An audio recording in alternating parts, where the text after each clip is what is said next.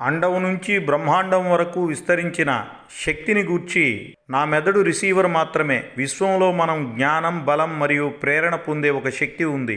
నేను ఈ శక్తి రహస్యాల్లోకి ప్రవేశించలేదు, కానీ అది ఉనికిలో ఉందని నాకు తెలిసింది అంటూ చెప్పిన శాస్త్రీయవాది నికోలా టెస్లా గూర్చి ఐన్స్టీన్ గారు ఇలా అంటారు. ఓ సందర్భంలో కొంతమంది విలేకరులు ఐన్స్టీన్తో, ఈ ప్రపంచంలోనే జీనియస్ వ్యక్తిగా మీకేమనిపిస్తోంది అని అడిగారు. ఏమో నాకేం తెలియదు, నికోలా టెస్లాని అడగండి అంటూ ఐన్స్టీన్ సమాధానం ఇచ్చాడు. అంటే ప్రపంచ మేధావిగా కీర్తించబడిన ఐన్స్టీన్చే కీర్తించబడిన నికోలా టెస్లా గారి గొప్పతనం ఎంత గొప్పదో అర్థం చేసుకోవాలి. ఎందుకంటే కేవలం 4 సెంట్ల డబ్బుతో అమెరికా చేరి స్వీయ మేధస్సుతో అద్భుతాలను ఆవిష్కరించిన మంచితనం మాత్రం విడిచిపెట్టని వినయశీలి ఆయన. జీవిత ప్రయాణంలో కుట్రల ఫలితంగా తన సర్వస్వాన్ని కోల్పోయిన మిత్రుడైన స్వామి వివేకానందతో ధైర్యాన్ని పునర్జీవింపచేసుకున్న సైన్స్ యోగి ఆయన. నిరాడంబర జీవనం గడుపుతూ సాటి పక్షులకు ఆహారాన్ని అందిస్తూ ఒక దుర్ఘటనలో ప్రాణాలు కోల్పోయిన అపూర్వ భౌతిక మానవ శాస్త్రవేత్త నికోలా టెస్లా. వారి జయంతి నేడు. ఆయన తెలివితేటలను సహించలేక మనం గొప్పగా చెప్పుకునే థామస్ ఆల్వా ఎడిసన్ నికోలా టెస్లాను కుట్రపూరితంగా మోసం చేశాడు. మార్కోనీ లాంటి వ్యక్తులు ఆయన మేధస్సును, అంటే 17 పేటెంట్ హక్కులను దొంగలించి తమ ఆవిష్కరణలుగా చెప్పుకున్నారు. కానీ ఆయన వారిని పల్లెత్తి మాట అనలేదు. మరింత పట్టుదలతో, ప్రతిభతో ఎదిగి ప్రజ్ఞతో వారిని ఓడించాడు. తన పరిశోధన ప్రయోగాలకు అవసరమైన ధనసాయం చేసిన కంపెనీ మూసివేయాల్సిన పరిస్థితి వచ్చినప్పుడు తనకు రావాల్సిన $300 మిలియన్ పారితోషికాన్ని వదులుకోవడమే కాదు, తన పేటెంట్ హక్కును కార్మికుల సంక్షేమాన్ని, కంపెనీ సంక్షేమాన్ని కోరుకుని వారికే ఇచ్చిన అవిస్మరణీయ మానవతా శాస్త్రవేత్త నికోలా టెస్లా. మానవజాతి ఎన్నడూ ఊహించలేని అపూర్వ మేధస్సు ఆయనది. నేటి ఎలక్ట్రిక్, మెకానికల్ ఇంజనీరింగ్ విభాగాల్లో వారి కృషి ఫలితంగానే హైడ్రో ఎలక్ట్రిక్ పవర్ కానీ, robotics, remote control, radar, computer విజ్ఞానం, బాల్స్టిక్స్, ఇతర ఫిజిక్స్ రంగాలలో ప్రపంచ పురోగతి సాధిస్తూ ఉంది. నికోలా టెస్లా 1856 జూలై 10లో ఇప్పటి క్రొయేషియాలో పుట్టాడు. ఆయన తండ్రి చర్చి పూజారి. చిన్న వయసు నుండి పెద్దవాళ్ళు కూడా చేయలేని పజిల్స్ చేసి చూపేవాడు. గొప్ప జ్ఞాపక శక్తి ఆయన సొంతం. చిన్నప్పటి నుంచి పుస్తకాలను చదవడం ఆయనకి ఇష్టమైన అలవాటు. ఓ సందర్భంలో ఇలా అంటారు, of all things I liked books best అని. అందులో భాగంగా తను పాలిటిక్స్ చదువుతూ మైకేల్ ఫారడే విద్యుత్ సిద్ధాంతాన్ని క్షుణ్ణంగా అధ్యయనం చేసి కొన్ని మార్పులతో ఏసీ కరెంట్ ఎలా చేయవచ్చో తన పుస్తకంలో రాసుకుని ప్రొఫెసర్కు చూపించి హేళనకు గురయ్యాడు. అయినా పట్టు వదలని మానవ ప్రతిభ ఆయనది. అతి వేగంగా లెక్కలు గణించేవాడు. ఆసక్తి కలిగితే అది ఎంత కఠిన భాషనైనా స్వాధీనం చేసుకునేవాడు. కాబట్టే కాలేజీలో 8 భాషల్లో తన స్నేహితులతో మాట్లాడేవాడు.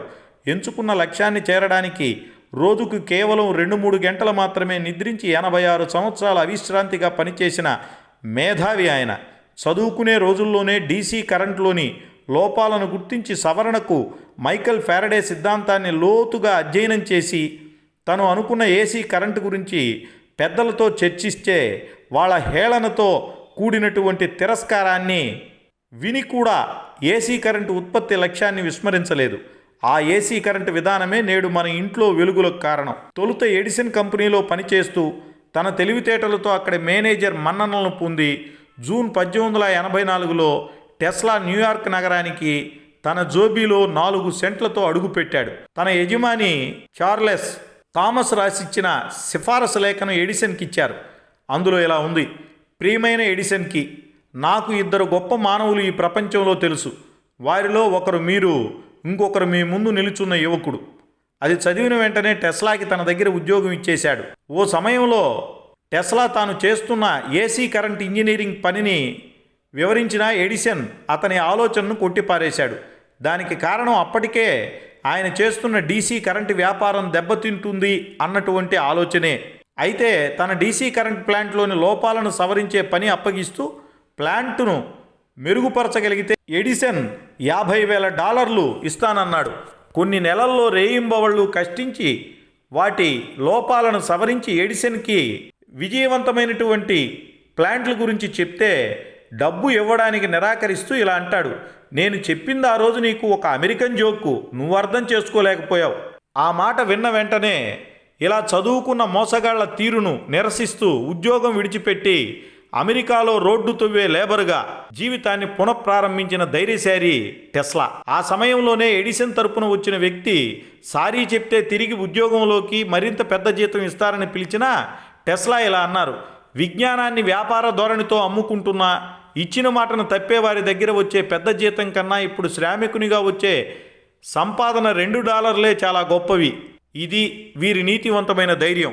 ఈ లోకానికి ఎప్పటికీ వందనీయం. అది రత్నం అన్వేషించబడుతుంది అన్న సంస్కృతి సూక్తిని అనుసరిస్తూ వెస్టర్న్ యూనియన్ కంపెనీ టెస్లాకు ఒక నూతన ప్రయోగశాలను ఏర్పాటు చేసింది. అక్కడే ఇప్పటి ప్రపంచవ్యాప్తంగా ఉపయోగించబడుతున్న ఏసీ విద్యుత్ వ్యవస్థను రూపొందించాడు టెస్లా.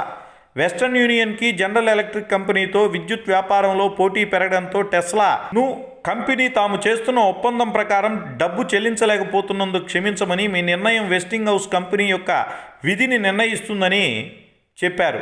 టెస్లా తనను మోసం చేయడానికి ప్రయత్నించని ఆ వ్యక్తి ఆ కంపెనీకి కృతజ్ఞతలు చెప్పి రాయల్టీ కాంట్రాక్టును చించివేశాడు. తనకు రావలసిన రాయల్టీలలో మిలియన్లను వదులుకున్నాడు. భవిష్యత్తులో వచ్చే బిలియన్లను కూడా వదులుకున్న కర్మయోగి టెస్లా. అవును, అమానవీయ వ్యాపార ప్రపంచానికి ఆయన కర్మ సన్యాసం అంటే ఎలాగో రుచి చూపించాడు. అది అర్థమైతే ప్రపంచమంతా ఎప్పటికైనా బాగుపడుతుంది. 1891లో ఆయన అమెరికా పౌరుడయ్యాడు. ఆ సంవత్సరం ఆయన ఆవిష్కరించిన టెస్లా కాయిల్ తక్కువ విద్యుత్తు, అధిక వోల్టేజ్ విద్యుత్తును ఉత్పత్తి చేయడానికి ఉపయోగించే ఒక రకమైన ఎలక్ట్రికల్ సర్క్యూట్. నేడు అవి రేడియోలు, టెలివిజన్లు మరియు ఇతర ఎలక్ట్రానిక్స్లో విస్తృతంగా ఉపయోగపడుతున్నాయి. 1896లో టెస్లా న్యూయార్క్ నగర సమీపానికి నయాగరా జలపాతంలో మొట్టమొదటి జల విద్యుత్ ప్లాంటును రూపొందించాడు. ఆయనకి చిన్నతనంలో ఓ కళ తరచుగా కనిపించేది. ఓ పెద్ద జలపాతం కింద ఓ చక్రం తిరుగుతూ ఉన్నట్టు. ఆ కనిపించిన కళను సత్యం చేసి ప్రపంచాన్ని అబ్బురపరిచాడు టెస్లా. జలపాతాల శక్తిని ఉపయోగించుకోవడం నేర్పిన వీరు విశ్వం కింద ఉన్న అన్ని తరాలకు ఆదర్శమే కదా. ఆయన ఏర్పాటు చేసుకున్న ప్రయోగశాల తగలబడింది. అదే ఆయన సర్వస్వం. ఆ జన్మ బ్రహ్మచారి అయిన ఆయన తన జ్ఞానాన్ని పెంచుకోవడంలో, పంచుకోవడంలో మునిగిన వారికి ఎటువంటి వ్యామోహ సుడిగుండాలు ఆయన మేధస్సును అడ్డుకోలేదు. ఆయన విశ్రాంతి, శాంతి తీసుకునేది ఆ ప్రయోగశాలలోనే. కానీ ఆయన దిగులు పడలేదు. లేచి నిలబడ్డాడు. తిరిగి ప్రయోగశాలని సిద్ధం చేసుకున్నాడు. ఓ సందర్భంలో ఆయన ఇలా అంటారు, నేను నా జీవితమంతా పని కోసం అంకితం చేయాలని నిర్ణయించుకున్నాను.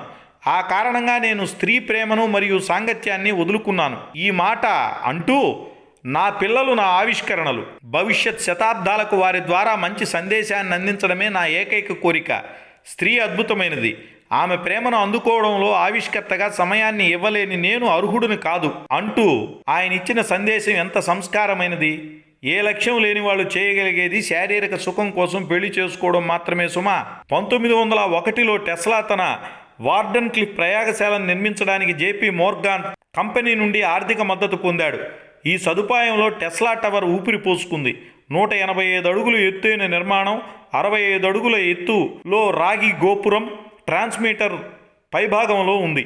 టెస్లా యొక్క దృష్టి టవర్ సిగ్నల్స్ ద్వారా ఉచితంగా, అపరిమితంగా వైర్లెస్ విధానంలో విద్యుత్తును ప్రపంచవ్యాప్తంగా ప్రసారం చేయడానికి ఉపయోగించాలనే ఆయన సదాశయం ఆచరణకు రావకముందే పావురాలకు గింజలు వేసుకుంటున్న ఆయన్ను ఓ కారు ఢీకుని ప్రాణాలు తీసింది. అనడం కన్నా కార్పొరేట్ శక్తులు తీయించాయి అన్నది సత్యదూరం కాదేమో.